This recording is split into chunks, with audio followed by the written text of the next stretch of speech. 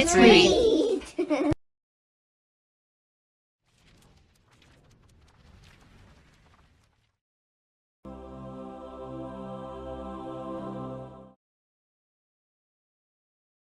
Rand Althor was a farmer boy from the Four Rivers, and nobody knew his village. He lived by the Misty Mountain, the mountains of mist, and him and his father lived alone in a little woodcutter hut,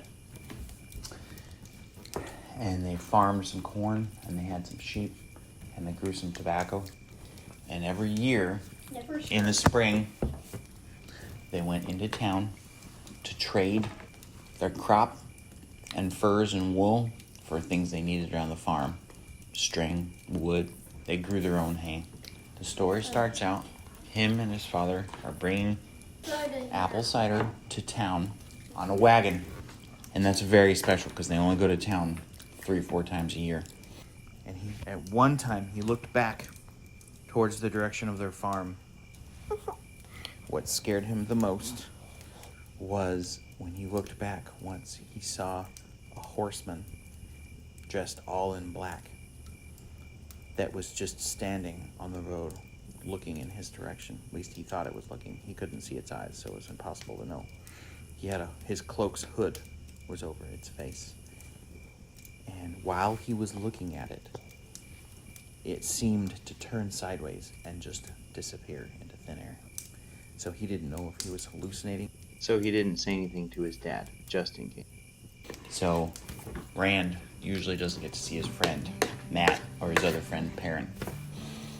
But this time, he goes into town, and his friend Matt is known for being a fool, for being silly, playing tricks on people, and being very lazy.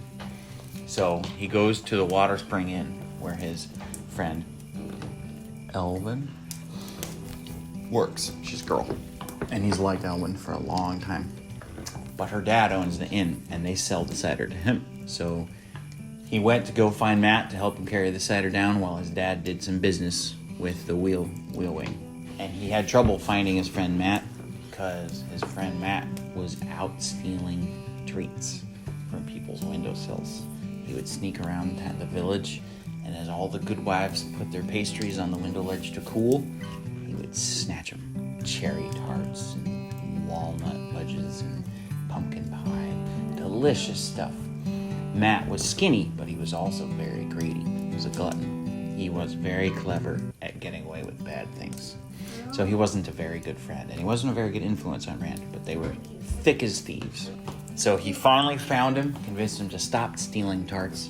They dragged the barrels of cider down to the cellar of the master's house.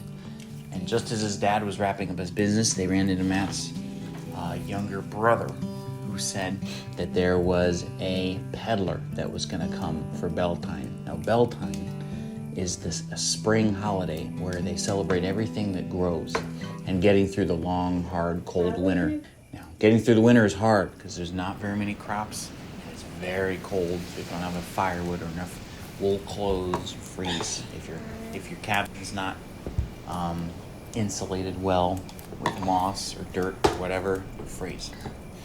So they said, but a peddler doesn't always come for Bel Tine. So they were very excited this would be a special Bel Tine because peddlers could trade you for things that are hard to make, pots that your smithy doesn't really know how to make, pins, and all kinds of fun stuff, candy. Very rare because the only candy was really maple syrup and maple candy, which is hard to make.